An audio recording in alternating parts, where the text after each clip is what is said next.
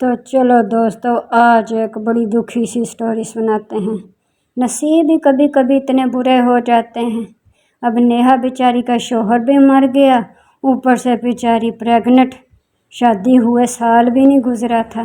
وہ بیچاری سبزی کی ٹوکری سر پہ لے کے سبزی کی ٹوکری بیچتی کہ دیور کو پڑھاؤں، بڑا افسر بنے۔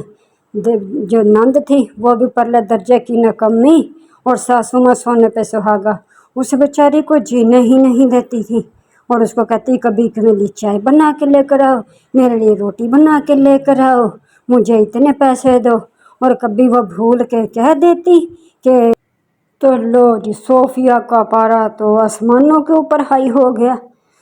بھابھی کو باتیں سناتی اور سارا قصور اس کے اوپر ڈالتی کہ تمہاری وجہ سے ہمارا بھائی مر گیا، تم ہی بد نصیب ہو۔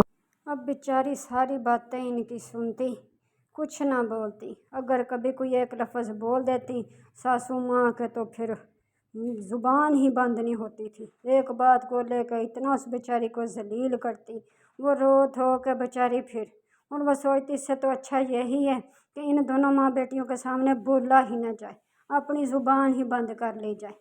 اتنا سوچ کے تو وہ بیچاری کہتی ہے چل ان سے زیادہ باتیں کرنے سے تو بہتر ہی ہے چپ کر کے جا کے کام کر لوں، اور وہ دونوں پیچھے سے بولتی رہتی ہیں، اور یہ بیچاری پھر اٹھتی ہے اور اٹھ کے کھانا بنانے لگ جاتی ہے، صفائی کرنے لگ جاتی ہے کہ چلو کھانا بنا کے صفائی کر کے گھر سے باہر نکلوں، کچھ تو دماغ گھر کی پریشانیوں سے بٹے گا۔